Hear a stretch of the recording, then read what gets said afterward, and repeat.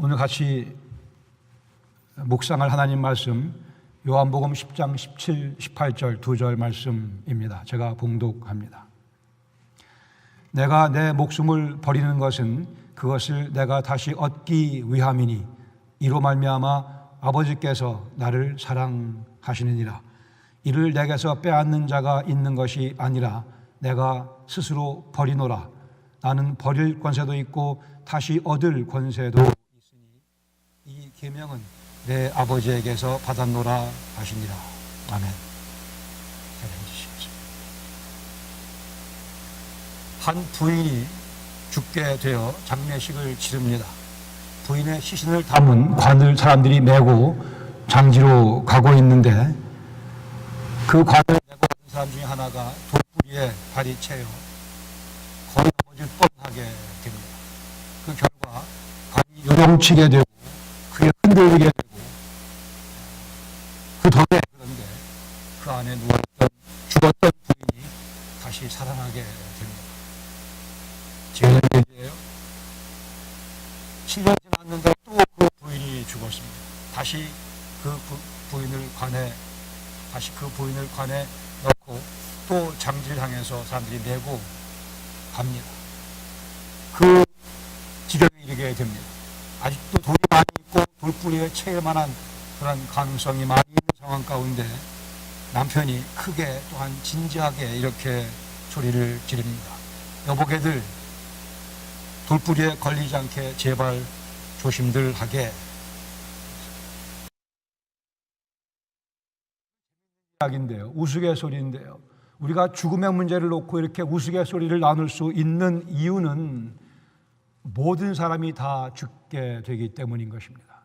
우리의 공통적인 문제이기 때문에 지금도 매시간 약 5,400명 이상의 사람들이 죽어가고 있습니다. 그러나 성경의 가르침과 우리가 살고 있는 영적 현실에서는 죽음은 이미 정복된 것입니다. 예수님의 죽음이 우리의 죄의 삭신 죽음을 이미 정복했습니다. 오늘은 종려주일이고 이번 주간은 순환주간입니다. 그래 오늘은 주님께서 죽으시는 그 순간의 장면을 좀 자세히 공부하기를 원합니다. 이 독특한 사건이고 또한 신비스러운 사건이기도 합니다. 또한 이 주님의 죽으시는 그 순간은 우리가 누리고 있는 영원한 생명과 직결된 사건이기도 합니다. 예수님 돌아가시는 그 순간이야말로 장면 중에 명장면입니다. 같이 말씀을 중심으로 이 부분을 확대해서 보기를 원합니다. 첫 번째, 예수님의 죽으심의 성격에 대해 성경은 예언적으로 말씀해 주고 있습니다. 요한복음 10장 18절에 예수님께서 공생의 기간 동안에 이렇게 말씀하시지 않았습니까? 이를 즉 내 목숨을 빼앗는 자가 있는 것이 아니라 내가 스스로 버리노라. 나는 내 목숨을 버릴 권세도 있고 내 목숨을 다시 얻을 권세도 있으니 이 계명, 이 원리는 내 아버지께로부터 받았다고 말씀하십니다. 예수님은 당신의 죽으심을 예언할 뿐 아니라 당신의 죽으심에 관해 당신이 스스로 목숨을 버리실 것을 또 그 목숨을 다시 취할 것을 예언적으로 말씀하셨습니다. 구약 성경에 예수님 오시기 약 700년 이상 전에 선지자 이사야를 통해 53장 12절에 이렇게 말씀하십니다. 이는 그가 즉 메시아께서 그리스도께서 자기 영혼을 버려 사망에 이르게 하며 범죄자 중 하나로 헤아림을 받았음이라. 여기 예수님의 십자가형에 대해 예언적으로 범죄자 중에 하나 취급당하며 돌아가실 메시아의 죽음에 대해 예언하면서 메시아께서 자기 영혼을 버리실 것이라고, 즉 쏟아 부으실 것이라고, 자기 영혼을 던지실 것이라고 예언을 성경은 하고 있습니다. 두 번째 볼 수 있는 것은 예수님 공생의 기간 동안에 당신의 죽음, 예수님의 공생의 기간 가운데 죽음을 친히 정복하신 예수님 모습을 보게 됩니다. 요한복음 5장 25절에 말씀하기를 진실로 진실로 너희에게 이르노니 죽은 자들이 하나님의 아들의 음성을 들을 때가 오나니 곧 이때라 듣는 자는 살아나리라 하고 말씀하십니다. 죽어있는 사람들이 하나님의 아들 즉 예수님의 음성을 듣게 되면 그들이 살아날 텐데 곧 메시아께서 오신 지금이 바로 그때라고 말씀하시며 이 5장 지나 11장에 가서 죽은 나사로를 나흘 동안 죽어있던 나사로를 살리시는 사건을 행하십니다. 예수님께서 나사로 무덤 앞에 가 서셔서 나사로야 나오라고 큰 소리로 부르십니다. 그러자 썩어 냄새가 나고 있던 나사로의 시신이 생명을 얻게 되며 다시 저벅저벅 걸어 나오게 됩니다. 여기 예수님의 하나님의 아들로서 당신의 음성을 죽은 나사로에게 들려주시며 죽은 나사로를 살리시는 능력을 멋지게 보여주고 계십니다. 누가복음 7장 14절에 보시면 예수님께 나인성 과부의 죽은 독자를 살리시는 사건이 기록되어 있죠. 죽음의 행렬을 멈추시고 그의 관에 손을 대시고는 말씀하시기를 청년아 내가 네게 말하노니 일어나라 명령하심에 그 죽었던 청년이 또 살아나게 됩니다. 마가복음 5장 41절 이하에 보시면 회당장 야이로의 딸이 죽었습니다마는 하나님 예수님께서 가셔서 그 소녀를 향해 말씀하기를 달리 다굼 즉 번역하면 내가 네게 말하노니 소녀야 일어나라 하심에 또 그 소녀가 살아나게 되는 사건을 주님께서 행하십니다. 당신이 생명이심을, 당신이 죽음을 정복하신 분이심을, 당신이 생명을 만드신 분이심을, 주관하시는 분이심을 이러한 사건을 통해서 친히 보여주기도 하셨습니다. 이제 보고 싶은 내용은 실제 이제 사복음서 가운데 예수님 당신의 죽으심을 어떻게 묘사하고 있는가 하는 것입니다. 복음서 기자들은 고통을 전적으로 체험하시는 예수님의 십자가상에서의 모습을 상세하게 기록해 주고 있으며 돌아가시는 그 순간을 하이라이트해서 정확하게 또한 상세하게 표현해 주고 있습니다. 마태복음 27장 50절에 보시면 마태는 기록하기를 예수께서 다시 크게 소리 지르시고 영혼이 떠나시니라 라고 기록해 주고 있고 그렇게 아니 우리 성경에 번역이 되어 있습니다. 영혼이 떠나시니라. 그러나 원어에 보시면 그 문장의 주어는 영혼이 아니고요. 예수님이 주어로 되어 있습니다. 그래 원어를 정확하게 번역한다면 예수께서 다시 크게 소리 지르시고 당신의 영혼을 버리셨다가 정확한 번역입니다. 성경 옆에 써놓으세요. 당신의 영혼을 버리셨다. 대부분의 영어 성경들은 그렇게 번역을 해주고 있고 맞는 번역입니다. And Jesus yielded up His Spirit 또는 He gave up His Spirit. 예수님께서는 당신의 영혼을 버리셨습니다. 그냥 영혼이 떠나간 거 아니고요. 예수님 영혼이 그냥 떠나간 게 아니고 예수님께서 친히 당신의 영혼을 버리셨습니다. 원어에는 아페케인 토 푸뉴마라고 되어 있습니다. 주님이 주어입니다. 주님이 당신의 영을 버리셨다 이렇게 번역을 해야 맞다는 말씀입니다. 요한복음 19장 30절에 보시면 예수님께서 다 이루었다 하시고 머리를 숙이니 영혼이 떠나가시니라. 거기도 우리 한글 번역에는 영혼이 주어로 되어 있고 영혼이 떠나갔다고 되어 있지만 원어를 바르게 번역한다면 다 이루었다 하시고 머리를 숙이고 예수님께서 자기 영혼을 건네주셨다 또는 내던지셨다가 정확한 번역입니다. 예수님께서 당신의 영혼을 내던지셨습니다. 파레도켄토 푸뉴마라고 되어 있어요. 헬라어를 이해하실 필요 없겠지만 제가 이 헬라어를 인용하는 이유는 원어에 있는 그대로 예수님께서는 당신의 영혼을 내던지셨습니다. 마가복음 15장 37절에 보시면 예수께서 큰 소리를 지르시고 숨지시니라라고 번역이 되어 있지만, 숨지시니라 수동태같이 번역되어 있지만 원문은 능동태로 되어 있습니다. 예수님께서 큰 소리를 지르시고, 지역하면 마지막 숨을 내쉬셨다고 되어 있고, 영어 번역들은 보통 and breathed, 예수님 Jesus breathed his last breath 이렇게 번역을 하고 있고 맞는 번역입니다. 헬라 원어에는 ex pneuse라는 표현을 쓰므로 해서 예수님께서 마지막 숨을 내쉬셨다고 말씀하고 있습니다.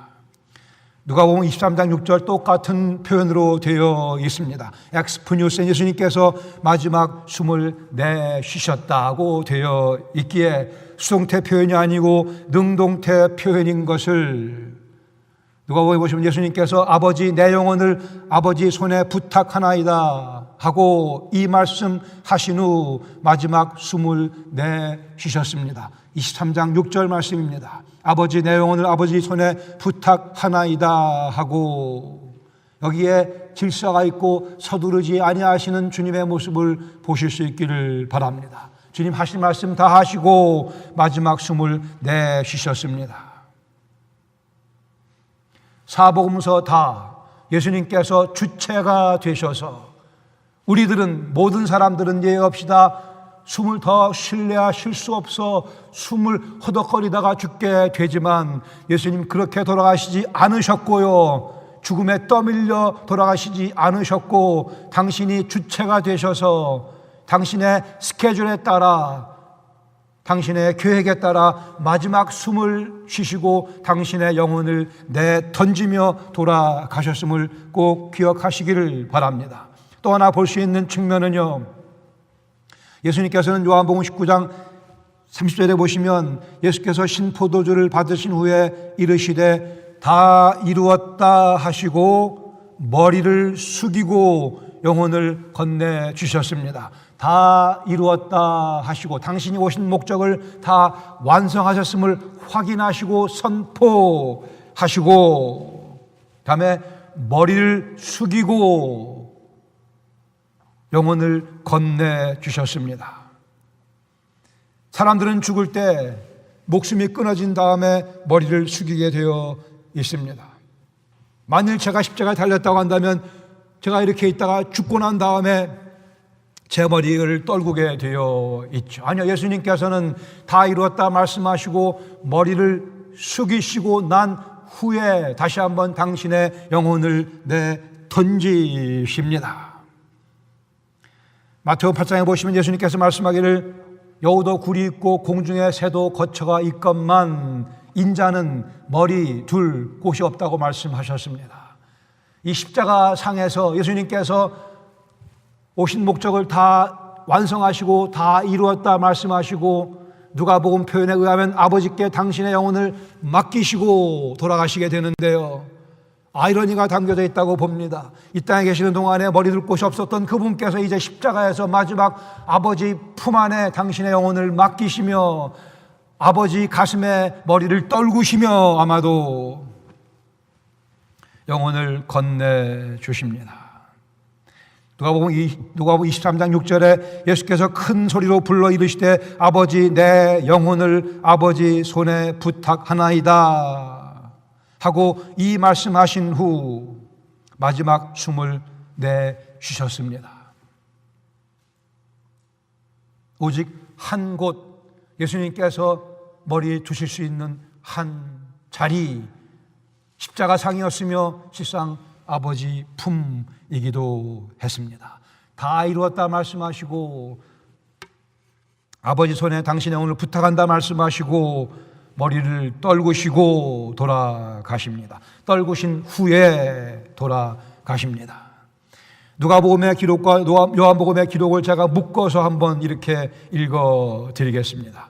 예수께서 요한복음의 기록 신포도주를 받으신 후에, 누가복음입니다, 큰 소리로 불러 이르시되, 요한복음에요 다 이루었다 하시고, 누가복음입니다, 아버지 내 영혼을 아버지 손에 부탁하나이다 하고 이 말씀 하신 후 머리를 숙이시고, 요한복음에요 자기 영혼을 내던지셨다, 누가복음 마지막 숨을 주셨다. 이렇게 되어 있습니다.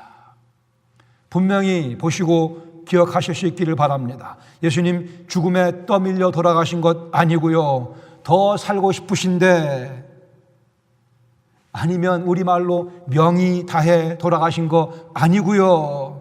당신 스스로 목숨을 내 던지셨으며 복음서 기자들은 이 순간을 정확하게 그렇게 묘사 또한 표현해 주고 있습니다. 기억하시기 바랍니다. 예수님은 죄가 없는 분이시기 때문에 죽으실 수 없는 분이셨습니다. 우리는 다 죄의 삭스로 죽지만 예수님께서는 죄가 없으시기 때문에 죽으실 수 없는 분이셨어요. 그분이 죽으신 이유는 다른 데 있지 아니하고 죄인인 우리의 죄를 대신 담당하셨기 때문에 그분이 죽으실 수 있으셨거니와, 그 죽음도 당신이 죽음에게 목숨을 뺏기신 것이 아니고 나는 내 목숨을 버릴 권세가 있다고 말씀하신 그 말씀과 같이 스스로 목숨을 버리시고 마지막 숨을 내쉬시고 당신 영혼을 내던지심으로 돌아가셨으며, 이것이 예수님께서 참 하나님이시며 참 사람이시라고 하는 확실한 역사적인 고증된 증거이기도 합니다. 우리 본문 가운데 2개 정도의 교훈을 나누기 원합니다. 첫 번째는 이 사건, 지금 제가 설명드린 내용들을 외우고 기억하시기를 바랍니다. 내 목숨을 내게서 빼앗는 자가 있는 것이 아니라 내가 스스로 버리노라. 나는 버릴 권세도 있고 다시 얻을 권세도 있으니 이 계명은 내 아버지에게서 받은 것이라고 말씀하셨습니다. 이 말씀을 외워두세요. 나는 내 목숨을 버릴 권세도 있고 다시 얻을 권세도 있는 분, 그분이 하나님이시며 그분이 우리의 구주 예수 그리스도이십니다. 마태복음 기록여 당신의 영혼을 버리셨다. 마가복음 누가복음 마지막 숨을 내쉬셨다. 요한복음 자기 영혼을 내던지셨다는 표현, 예수님의 돌아가시는 마지막 죽음의 순간, 그렇게 성경은 명확하게 우리에게 보고해 주고 있습니다. 우리 주님은 이 정도이십니다. 우리 주님은 이 정도이세요. 하나님이신 그분은 죽으실 수 없었습니다. 누구도 그를 죽일 수 없었습니다. 빌라도에게 고난받으사 죽으신 것 아니고요. 빌라도에게 고난받으사 죽으신 것 아니고, 나는 내 목숨을 버릴 권세가 있으시기에 우리를 구원하시려고, 우리의 죄의 삭을 지불하시려고 그 권리를 주님께서 사용하신 거예요. 당신만 가지고 계시는 그 권리를 사용하셨습니다. 왜요? 저의 죄를 대신, 저의 죄의 삭을 대신 지불해 주시기 위해. 그래 우리는 그 주님을 사랑하며 우리는 그 주님을 내 주님이라 모시며 찬양하며 오늘도 살아가는 거죠. 예수님은 당신의 철저한 계획, 당신의 의지에 따라, 당신의 스케줄을 따라 죽으신 분이십니다.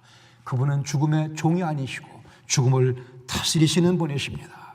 그러므로 부활 사건은 피할 수 없이 뒤따라올 수밖에 없었습니다. 내 목숨을 버릴 권세를 활용하신 그분께서 이제는 다시 얻을 권세를 활용하시며 부활하셨습니다. 성경은 하나님께서 예수님을 죽은 자 가운데서 다시 살리셨다 말씀하기도 하고요, 성령 하나님께서 예수님을 죽은 자 가운데서 살리셨다 말씀하기도 하고, 예수님 당신 스스로가 죽음을 정복하시고 부활하신 것도 우리에게 가르쳐 주고 있습니다. 이 신비한 가르침을 잘 기억하세요. 목숨을 버릴 권세를 지니신 분은 그분 혼자이십니다. 그 권세를 사용하시며 우리의 죄의 삭을 지불해 주셨고요, 목숨을 다시 얻을 권세를 지니신 분, 하나님이신 그분께서 스스로 그렇게 부활하기도 하셨어요. 우리 주님은 당신의 권리를 그렇게 사용하신 것 뿐이며 우리는 이 사실을 예수 그리스도의 복음이라 이해를 합니다. 그러기에 이 내용들을 꼭 기억하시고, 두 번째, 그러기에 예수님의 죽으심을 자랑하며 감사해야 할 것입니다. 가서 자랑하셔야 돼요. 우리 예수님이 이 정도예요. 이 정도입니다. 자랑하셔야죠. 이게 진리입니다. 선포하셔야죠.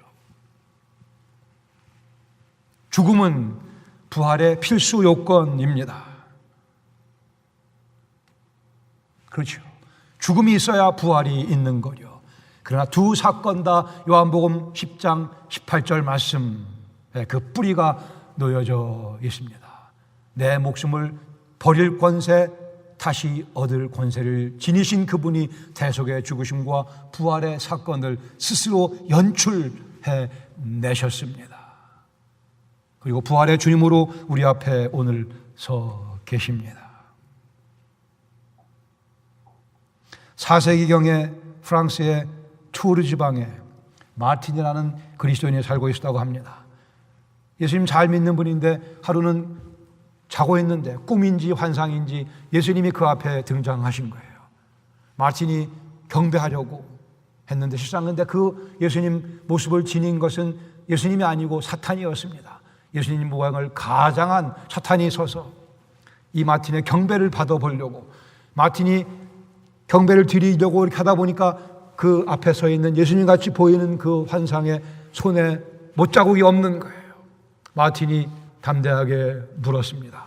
그런데 예수님 못자국이 안 보이네요. 그러자 그 환상은 사라지고 말았다고 합니다. 이 내용이 사실이든 아니든 간에 중요한 포인트는 우리 주 예수 그리스도는 손에 못자국을 지니신 분이시며 허리에 창자국을 지니신 분이시며 자기 목숨을 내던지시며 죽음을 경험하신 분이시며 다시 부활하신 분이시며 부활하신 후에도 12사도 11사도를 찾아오셔서 그들에게 손에 못자국과 허리에 창자국을 보여주시며 당신을 믿을 것을 초청하셨습니다. 하늘나라에 승천하신 주님, 하늘나라에 우리가 가게 되면 다른 누구보다 우리 사랑하던 우리의 남편, 우리의 부모님을 만나 뵙기 전에 우리가 먼저 가서 인사드리고 싶은 분은 다른 누구가 아니고 바로 손에 못자국을 지니신 허리에 창자국을 지니신 우리 주 예수 그리스도이십니다. 그분을 먼저 찾아뵙고 그분 앞에 가서 무릎 꿇고 눈물을 펑펑 쏟아 부으며 감사의 경배를 주님께 드리기를 원합니다. 그것이 우리 인생의 가장 최고의 영광스러운 순간이요, 주님 만나 주님을 얼싸안는 그 순간이 우리 인생의 가장 기쁨의 순간일 것입니다. 그 주님, 하늘나라에서도 핸디캡이신 분은 그분 혼자이십니다. 손에 창자국을, 허리에 창자국을, 손에 못자국을 계속 지니고 계시는 그분, 죽임을 당하신 어린 양 예수 그리스도이십니다. 그러나 다시 그분은 죽을 수 없는 분이셨는데요, 죽을 이유가 없는 분이셨는걸, 우리의 죄를 위해 돌아가셨습니다. 여기에 우리 주님 예수 그리스도의 죽으심의 독특함, 신비, 아름다움이, 능력이 놓여져 있습니다. 내 목숨을 버릴 권세가 있고 다시 얻을 권세가 있는 분만이 참 생명의 주님이십니다. 세상에 무엇으로 우리의 죄의 문제를 해결할 수 있겠습니까? 여기 참 생명의 주께서 우리에게 참 생명을 주시기 위해 당신의 생명을 던지셨습니다. 당신의 마지막 숨을 내쉬셨습니다. 오직 그분의 대속의 죽음을 믿음으로만 우리는 죄사함 받을 수 있으며 다시 얻을 권세를 지니신 그분의 부활을 믿음으로 해서 그 부활의 능력에 우리가 동참할 수 있게 됩니다.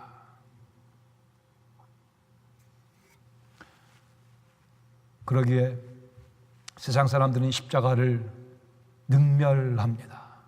당시 유대인들이 그렇게 십자가를 혐오했었습니다. 주님 말씀하기를 내 살을 먹고 내 피를 마시는 자라야 영생 얻는다 말씀하시자 예수님 따르던 많은 사람들이 따르기를 중단해버리고 맙니다. 내 피를 마셔야, 내 살을 먹어야만 영원한 생명을 얻으시다고 한 그 말씀의 의미, 우리는 그 사실을 믿고 그 사건에 동참한 사람들입니다. 그러기에 고린도후서 5장 15절 말씀, 그가 모든 사람을 대신하여 죽으심은 살아있는 자들로 하여금 다시는 그들 자신을 위하여 살지 않고 오직 그들을 대신하여 죽었다가 다시 사신 그분을 위하여 살게 하려 함이라고 말씀을 합니다. 주님께서 죽으시고 부활하신 이유는 당신이 목숨을 버릴 권세를 활용하시고 다시 얻을 권세를 활용하신 이유는 그를 믿은 우리가 더 이상 자신 우리를 위해 살지 않고 그분을 위해 살게 하려 함이라고 말씀하셨습니다. 토마스 아켄피스는 이렇게 얘기했습니다. 우리를 가장 괴롭히는 것은 하나님의 뜻에 온전히 정복되지 못한 우리의 정욕이라 그랬습니다. 우리를 가장 괴롭히는 것은 하나님의 뜻에 온전히 정복되지 못한 우리의 정욕. 이제 우리는 죽음을 정복하신 그분 앞에 우리의 정욕을 정복당해야만 됩니다. 주님의 의욕으로 그것을 대치해야만 우리는 그 죽음의 능력에, 아름다움에 동참하는 삶을 살 수 있게 됩니다. 주님께서 우리의 죄를 용서해 주시려고, 우리의 수치를 가려 주시려고 십자가에서 죽으셨습니다.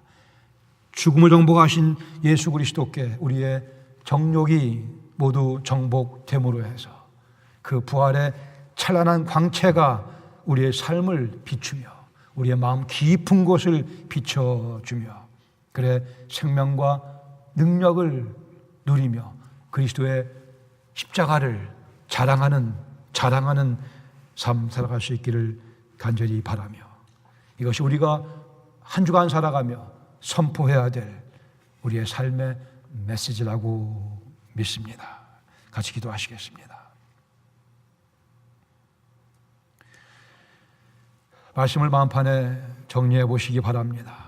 예수님의 죽으심의 이 신비, 이 묘함, 과연 그럴 수밖에 없는 이 논리성도 보실 수 있기를 바랍니다. 하나님이시기에, 그리고 완벽한 사람으로 오셨기에, 죄 없는 사람이시기에 죽으실 수 없었습니다마는 당신의 권세를 활용하시며 죽으셨고 또한 당신의 권세를 활용하시며 부활하셨습니다.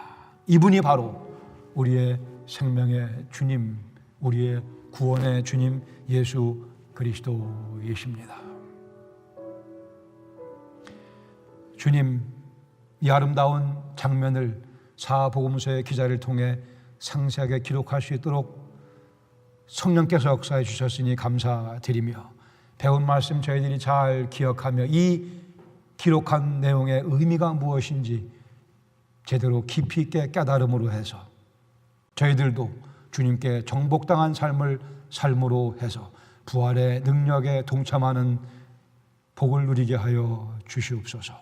예수님의 이름으로 감사드리며 기도합니다. 아멘.